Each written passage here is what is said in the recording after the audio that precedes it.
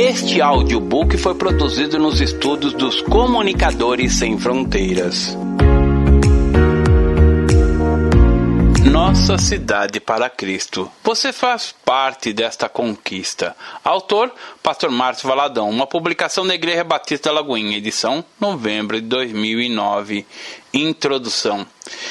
Que alegria maior poderia haver do que a salvação em Cristo? Salvação essa que um dia nos foi anunciada por meio daqueles que dela ouviram falar? Se hoje recebemos a Cristo como seu único e suficiente Salvador, Senhor da nossa vida, é porque alguém, algum dia, em algum lugar, foi até nós para compartilhar daquilo do que mais maravilhoso há, a salvação em Cristo. E se fomos realmente tocados por essa graça, é quase que uma ação imediata também falarmos desse tão grande amor a tantos que ainda não conhecem ou dele nunca experimentaram. É disso que se trata esse audiobook, mais uma série de mensagens do número 112. Para ser mais exato ainda, essa obra vai tratar da conquista da nossa cidade para Cristo. 10% dela para o reino é o nosso passo inicial. Isso porque estamos enganjados na visão da conquista dos 10% de nossa capital para Cristo. Bem, ao contrário do que muitos pensam acerca das cidades, que as mesmas são polos de pecado e, portanto, sujeitas à condenação eterna, nada mais sendo possível fazer por elas. Elas são alvo do amor e da misericórdia de Cristo, ou seja, elas são polos em potencial da redenção e restauração em Cristo Jesus. Isso porque uma cidade é mais que prédios, casas, comércios, praças, ruas, avenidas. Uma cidade é composta, acima de tudo, por pessoas, por gentes, e aqueles que nela residem e ainda não conhecem a Cristo são também carentes de sua graça e misericórdia salvadoras.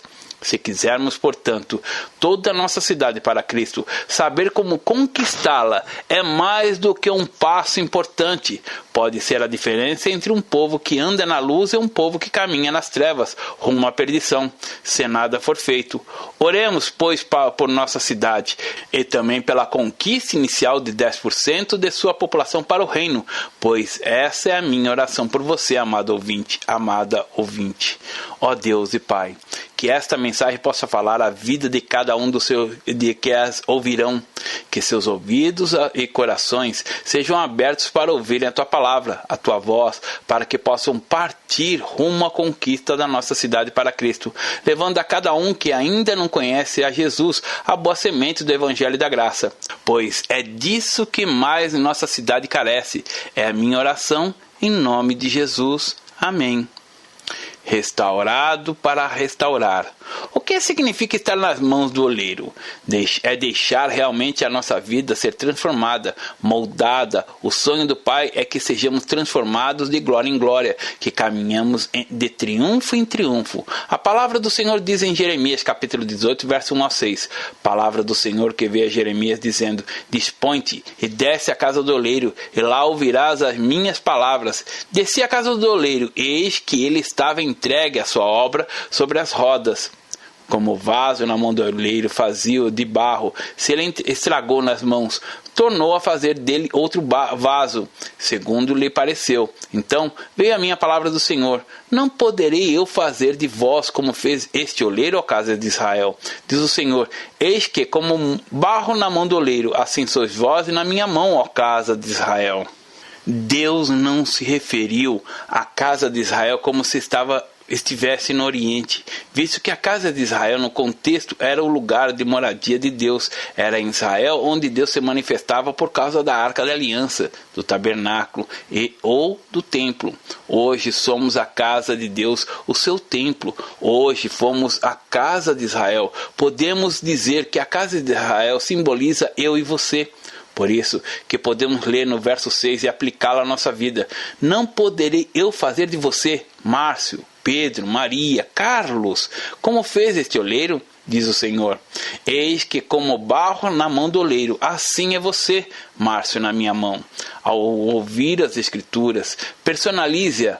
Há uma mensagem geral sim, mas é preciso ter os seus ouvidos abertos para ouvir Deus falando com você.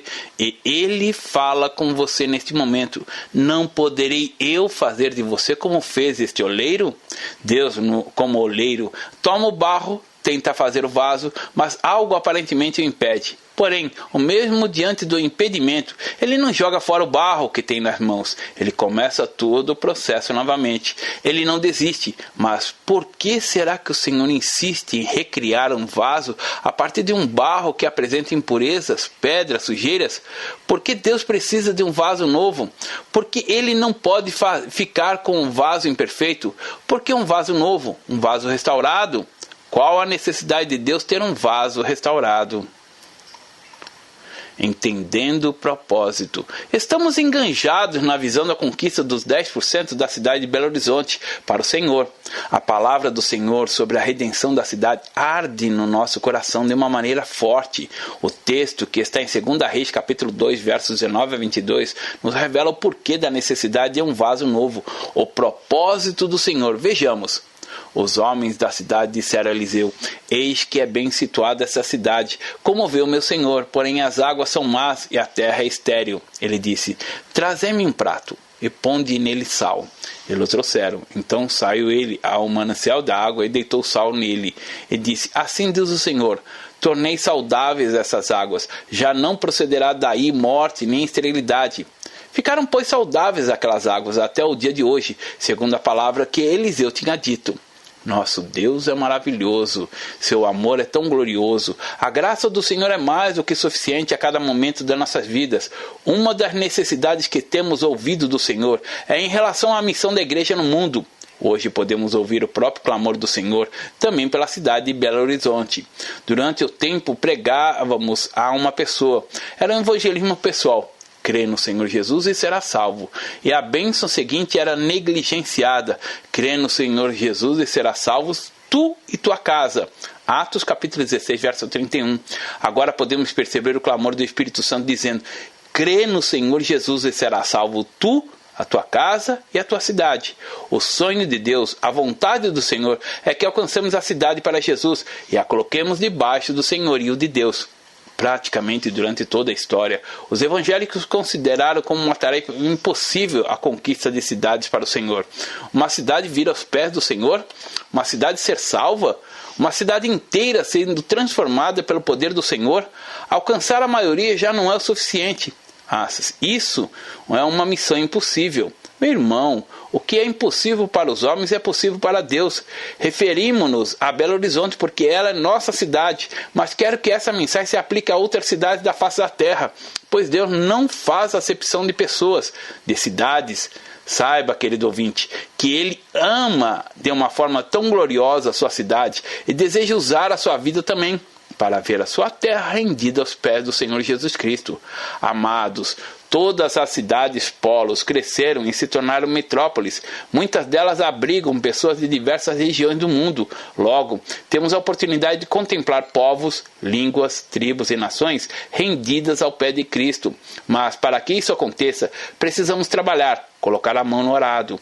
Esse não é o dever de uma pessoa que está ao lado apenas, mas é chamado de Deus para você. Saia do barco, da comodidade e ajude a conquistar a sua cidade para o Senhor. Eu quero dividir com você algumas verdades e, para começar, falaremos sobre o coração de Deus.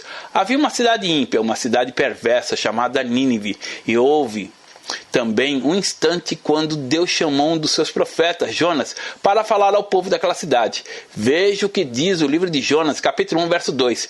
Dispõe-te, vai à grande cidade de Nínive e clama contra ela, porque a sua malícia subiu até mim. Jonas, como profeta, sabia que Nínive se levantaria contra Israel, mas Deus estava mostrando a sua compaixão, a sua misericórdia, a sua longanimidade. Por isso que Deus disse a Jonas para ir a Nínive. Digamos que se tratasse de uma missão impossível, pois ele estava sozinho. Não havia nada e nem ninguém para ajudá-lo. Não havia televisão, não havia rádio, internet. Logo, a mensagem não poderia ser transmitida por esses meios de comunicação. Era ele. Jonas tentou fugir de todas as maneiras da responsabilidade que lhe fora confiada, mas o seu coração foi quebrantado. O arrependimento surgiu. ainda que duras penas. Nos últimos versículos do livro de Jonas, capítulo 4, verso 11, o Senhor disse assim: E não hei de ter eu compaixão da grande cidade de Nínive, em que há mais de 120 mil pessoas, que não sabe discernir entre a mão direita e a mão esquerda, e também muitos animais? Era uma missão impossível para Jonas, mas o Senhor lhe dera esse desafio. O Senhor deu a ele as condições para que cumprisse a ordem divina. Nínive se arrependeu, desde o rei até o servo, e por incrível que pareça, até os animais foram vestidos de pano de saco em sinal de arrependimento, pois ser vestido de pano de saco era um dos sinais de arrependimento, e o livramento aconteceu para aquela cidade. A cidade clama. Existe um princípio segundo o qual os jornais não publicam casos de suicídio, mas se você for ao Instituto Médico Legal IML, encontrará muitos jovens e adultos que se mataram, pessoas para as quais a vida perderam sentido, pessoas que foram dominadas pela angústia, pessoas que não conseguiram conviver com elas mesmas, mas se aceitaram. Outras não suportaram os problemas da vida e pensaram que a morte seria a solução para tudo, e assim optariam por ela. Tudo isso pode caracterizar uma cidade enferma, pois as cidades são compostas de gente, de pessoas. Há também um alto índice de assassinatos, de exploração sexual, de violência doméstica, de traições, enfim. A lista de absurdos, de crueldade, de ação de Satanás é extensa.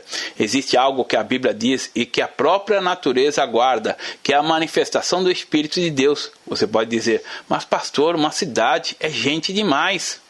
Houve um momento quando o próprio Senhor Jesus chorou sobre Jerusalém. Encontramos poucos registros do choro de Jesus, e um desses fora por causa de Jerusalém. Veja o texto de Lucas, capítulo 13, verso 34. Jerusalém, Jerusalém, que mata os profetas e apedrejas os que te foram enviados. Quantas vezes quis eu reunir teus filhos como a galinha junta o seu próprio ninho debaixo das asas, e vós não o quisestes. Jesus chorou por essa cidade.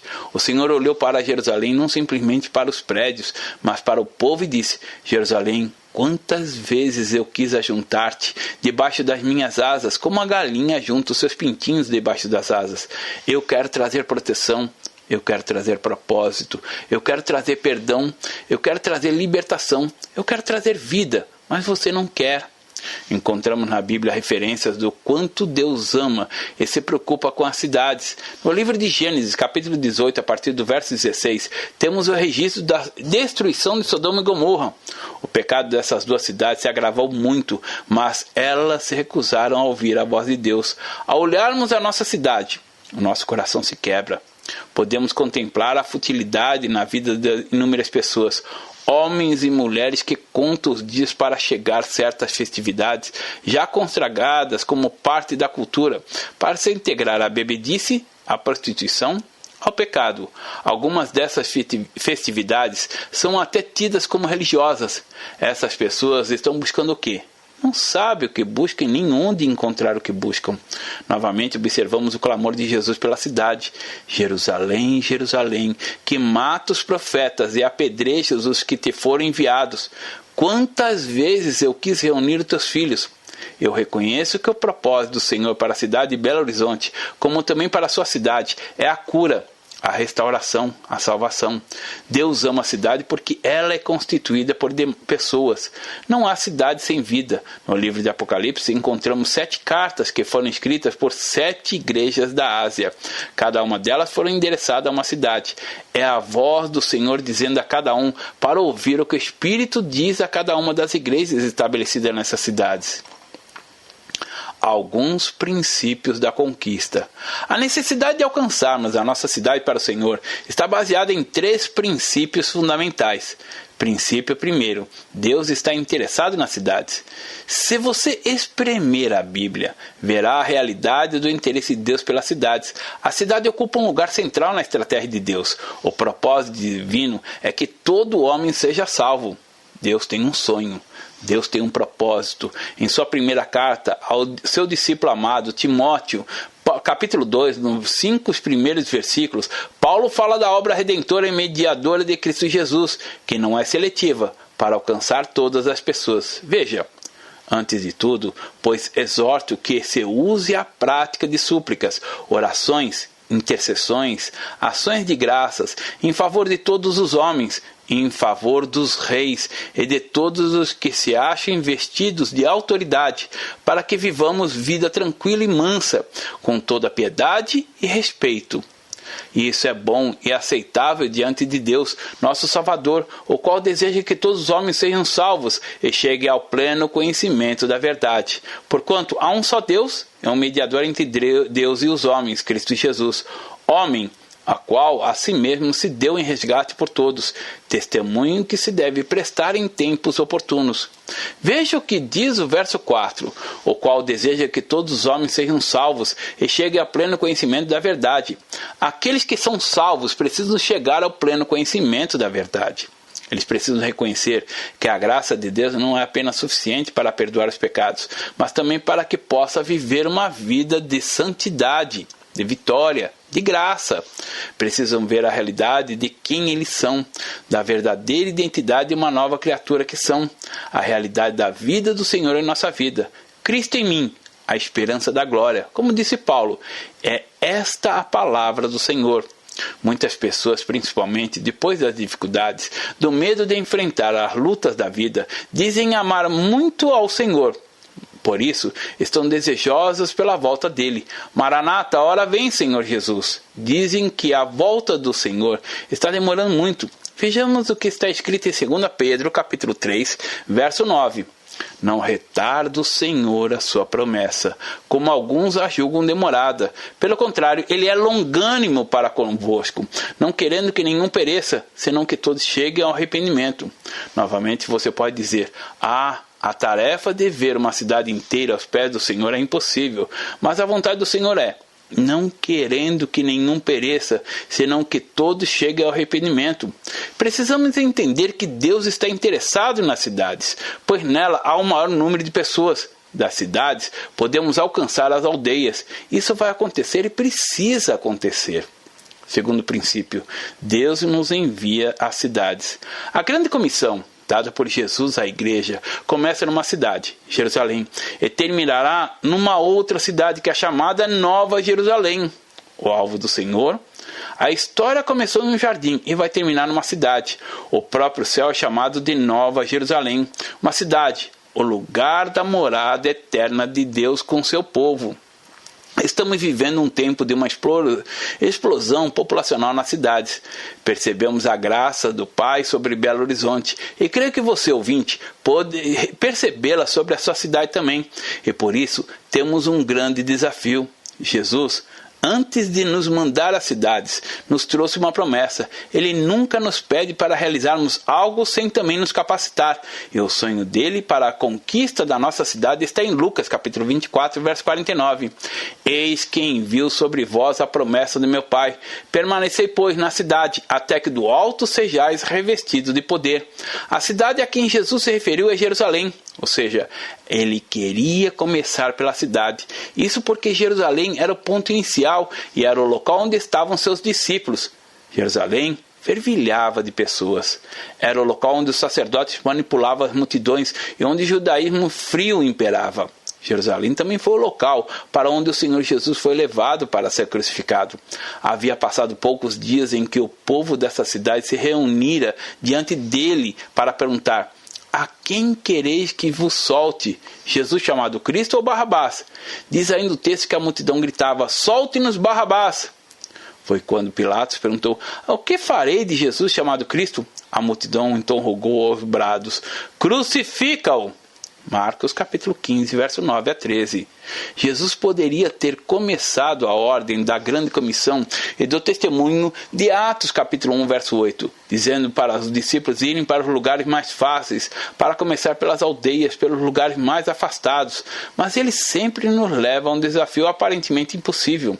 Jesus disse que eles iriam receber um revestimento de poder e, em Atos capítulo 1, versículo 8, o Senhor traz uma ordem, um desafio e uma promessa, dizendo: mas recebereis poder ao descer sobre vós o Espírito Santo, e sereis minhas testemunhas, tanto em Jerusalém como em toda a Judéia e Samaria, até os confins da terra.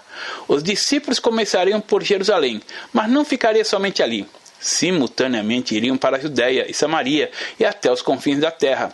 Porém, o começo seria exatamente naquela cidade. Embora confins da terra no contexto se tratasse de Roma, o evangelho romperia as fronteiras além mar. Seria como se na Segunda Guerra Mundial um pelotão de judeus saísse para conquistar Berlim. Já pensou como seria isso? Em Berlim, todos tinham ódio de judeus. Jerusalém, naquele momento, estava cheio de ódio, de raiva. Jesus não somente escolheu Jerusalém, como também elegeu homens simples do interior da Galileia para que eles fossem conquistar a cidade. Poucas semanas depois da partida do Senhor Jesus, os discípulos, cheios do Espírito Santo, foram para Jerusalém. Eles tinham um compromisso, uma paixão, um ardor, um sonho. E como vemos em Atos capítulo 5, versos 27 e 28, não muito tempo depois, toda Jerusalém já ouviu o testemunho dos apóstolos. Trouxeram-nos, apresentando-os ao Sinédrio. E o sumo sacerdote interrogou-os, dizendo: expressamente vos ordenamos que não ensinássemos nesse nome. Contudo, enchestes Jerusalém de vossa doutrina, e quereis lançar sobre nós o sangue desse homem. Poucos dias depois, aquele grupo aparentemente tão pequeno encheu Jerusalém do amor do Senhor, da vida do Senhor. Quando você lê o livro de Atos, você percebe que muitos sacerdotes se converteram debaixo de oposições, de perseguições, mas a cidade foi chegando. Jerusalém veio ao Senhor. Em Atos capítulo 11, versículos 19 a 21, está registrada a conversão de muitos cristãos em Jerusalém, até que por conta da oposição ao evangelho, os discípulos saem de Jerusalém. Então, os que foram dispersos por causa da tribulação que sobreveio a Estevão se espalharam até a Fenícia, Chipre e Antioquia. Por causa da morte de Estevão, a tribulação surgiu, o que não impediu que todos que eles continuassem a pregar o evangelho. Se espalharam até a Fenícia, Chipre e Antioquia, não anunciando a ninguém a palavra, senão somente aos judeus. Alguns deles, porém, que eram de Chipre e de Cirene e que foram até Antioquia, falavam também aos gregos, anunciando-lhes o evangelho do Senhor Jesus. A mão do Senhor estava com eles, e muitos, crendo, se converteram ao Senhor. A igreja conquistando a cidade, plantando a palavra de uma forma tão forte. Este é alguns dos exemplos que encontramos na Bíblia das muitas cidades que se renderam ao Senhor. Terceiro princípio: Deus quer salvar a cidade usando você. Você será usado por Deus para alcançar a sua cidade para o Senhor, mas para isso é necessário uma evangelização fervorosa, apoiada em uma vida de oração. Nenhuma pessoa é salva sem oração. Se você disser que ninguém orou por você, posso lhe dizer que você está equivocado, pois vemos em João capítulo 17, verso 20, que o próprio Jesus orou por você. Diz as Escrituras: não rogo somente por estes, mas também por aqueles que vierem a crer em mim, por intermédio da tua palavra. Em Atos capítulo 2, verso 4, vemos os discípulos revestidos do poder do Espírito Santo. Está escrito: todos ficaram cheios do Espírito Santo e passaram a falar em outras línguas, segundo o Espírito lhes concedia que falassem. Eles ficaram cheios do Espírito Santo, evangelizaram e 3.000 pessoas se converteram a uma só vez. Veja o que está escrito no verso 41.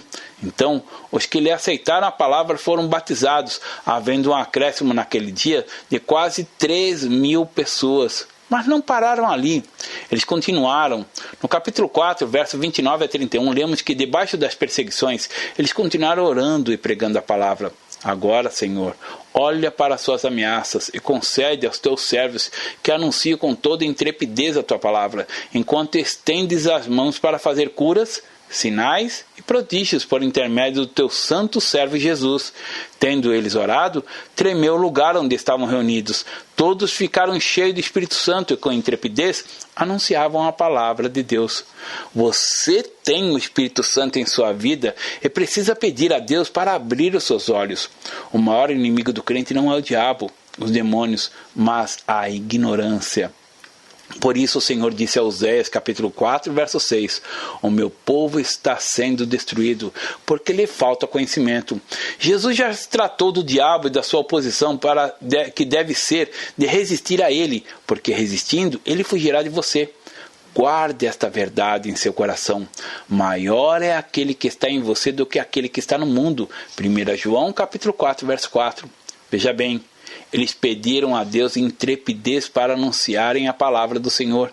Porém, muitos se sentiram intimidados com as próprias perseguições. Senhor, olha para as suas ameaças e concede aos teus servos um esconderijo, pois queremos fugir. Uma vez intimidados e acuados, não faltaram desculpas ou justificativas para continuarem com a missão de pregar o Evangelho. Assim também acontece conosco. Muitas vezes as desculpas são inúmeras e justificativas não faltam. Mas, querido, saiba que uma cidade só pode vir aos pés do Senhor se você a amar. Se o seu coração não estiver cheio do amor pela cidade, não acontecerá nada. Muitos, mesmo que inconscientemente, vivem amaldiçoando a cidade. Veja que trânsito infernal! Olhe a superpopulação! Veja o quanto o povo é mal educado! Olhe a sujeira!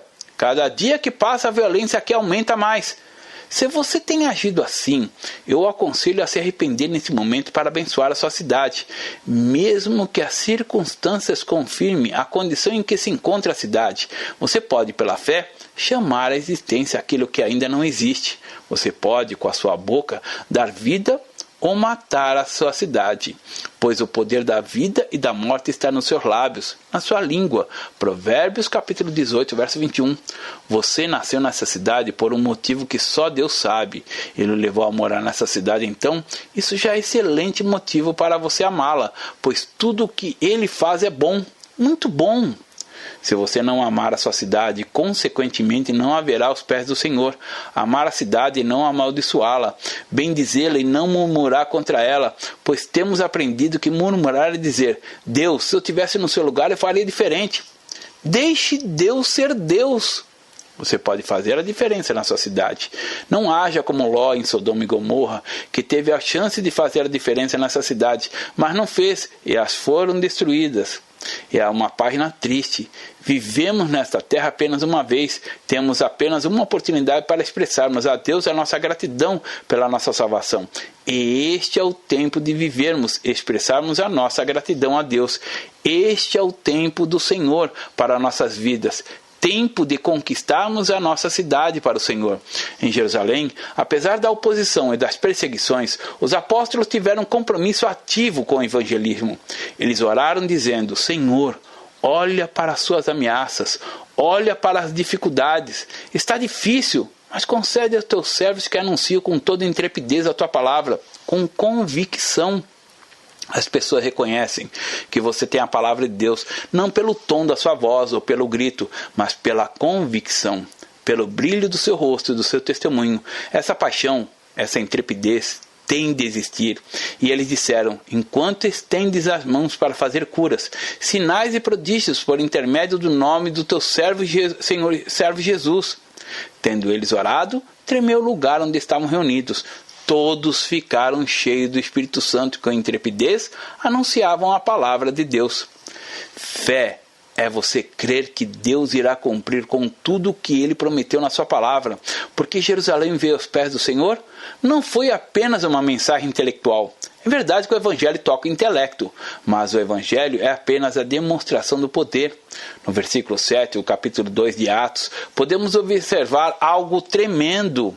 Eles estavam falando com tal graça, com tal autoridade, falando até em outros idiomas, que os que ouviam se admiravam, dizendo: vede, não são porventura galileus todos esses que estão aí falando?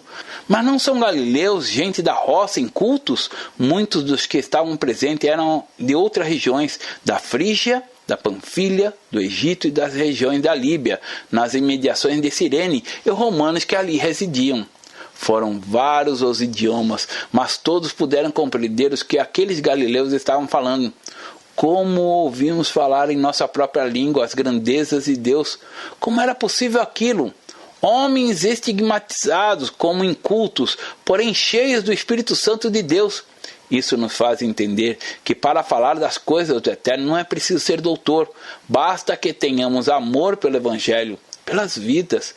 Claro que estudar a palavra, fazer um seminário pode ajudar, mas não é tudo. Veja ainda os versos 42 e 43. E perseveravam na doutrina dos apóstolos e na comunhão, no partir do pão e nas orações. Em cada alma havia temor, e muitos prodígios e sinais eram feitos por intermédio dos apóstolos. Muitos prodígios e sinais eram feitos por intermédio dos apóstolos. O Evangelho também é a manifestação do poder de Deus. A palavra diz: Jesus andou por toda parte fazendo bem, porque Deus era com ele. Atos capítulo 10, verso 38. Jericó, descrita em 2 Reis, capítulo 2, era muito bem situada, muito bem tratada, uma cidade bonita. Mas o povo era triste. Havia tristeza porque as águas eram amargas e a terra era estéril. A tradução literal diz que a terra era abortiva, ou seja, eles plantavam, mas antes de colher os frutos caíam. Os sonhos não se realizavam. Havia angústia naquelas pessoas. Eliseu então chegou, mas não disse para as pessoas: olhem, eu tenho a solução para vocês. Vamos construir outra cidade longe daqui. Vamos sair daqui. Não. Eliseu disse: Deus quer exatamente tomar a cidade e restaurá-la. Eliseu pediu algo: trazei-me um prato novo e ponde nele sal. Versículo 20. A palavra prato é traduzida em outra versão por vaso. Seria um ato profético. Não há explicação lógica para isso. Um prato ou um vaso novo? Deus coloca você na roda do moinho, em que o barro é moldado para se tornar vaso, a fim de permitir que a graça dele o envolva, transformando você em um vaso novo. Mas para esse vaso novo, para ficar simplesmente como enfeite? Não. Ponde nele sal. Jesus disse que você é o sal, mas ele disse também que você pode perder o seu sabor ou deixar o sal só dentro do vaso. Para nada prestará. Mateus capítulo 5, verso 13. Eliseu e o povo foram até a nascente das águas e jogaram ali sal, conforme o texto que nos diz, de um modo tão maravilhoso: tornei saudáveis essas águas, já não procederá daí morte nem esterilidade. Ficaram, pois, saudáveis aquelas águas até o dia de hoje, segundo a palavra que Eliseu tinha dito. 2 Reis capítulo 2, verso 21 e 22. Conclusão: Deus quer salvar a cidade, sim, mas Ele quer salvar a cidade por meio de você. Se você soubesse a realidade da vida de Deus na sua vida. Nós não somos religiosos. A fé cristã não é simplesmente um conjunto de doutrinas, mas muito mais que isso. É um relacionamento com Deus. Uma cidade como Belo Horizonte, como a sua cidade. Talvez você olhe e diga: mas eu ou essa pessoa, será possível? Querido, como eu já disse, o chamado é individual, é para você, é para mim, para todos nós. Pode haver muitas maneiras de se anunciar o Evangelho, mas todos têm que fazê-lo. Durante muito tempo, houve a compreensão de que as pessoas, para serem salvas, teriam que ir a uma igreja. Mas não é bem assim. A chamada da grande comissão, você deve ir. Veja Jerusalém impactada com tantos sinais, tantas maravilhas, os discípulos realizando ali a obra do Senhor de uma maneira tão intensa, de uma maneira tão forte. Homens comprometidos com a obra do Senhor. Em Pedro havia tanta vida de Deus, tanta seriedade, tanto compromisso, que só ao passar as pessoas iam sendo curadas. Como está escrito em Atos capítulo 5, verso 12 a 16. Muitos sinais e prodígios eram feitos entre o povo pelas mãos dos apóstolos, e acostumavam todos reunir-se, de comum acordo, no pórtico de Salomão. Mas dos restantes, ninguém ousava juntar-se a eles. Porém, o povo lhe tributava grande admiração. E crescia sinais e mais. A multidão de crentes, tanto homens como mulheres, agregados ao Senhor, a ponto de levarem os enfermos até pelas ruas e o colocarem sobre leitos e macas, para que, ao passar Pedro, ao menos a sua sombra se projetasse a algum deles. Fluía também muita gente nas cidades vizinhas a Jerusalém, levando doentes e atormentados de espíritos imundos, e todos eram curados. A nossa fé tem palavras, mas há também uma demonstração de poder. Satanás luta pelo domínio sobre uma cidade como Belo Horizonte. Há principados, há potestades do mal, mas nós temos que olhar para o amor do Senhor por esta cidade, para a compaixão dele por ela, e guardarmos no coração o grito do coração de Deus, que diz que assim ecoa: antes de tudo, pois, exorto que se use a prática de súplicas, orações, intercessões, ações de graça em favor de todos os homens. 1 Timóteo capítulo 2, verso 1. Uma desgraça tão terrível que você pode experimentar é ir ao sepultamento de alguém que você teve a oportunidade de falar de Jesus para ele, mas não falou.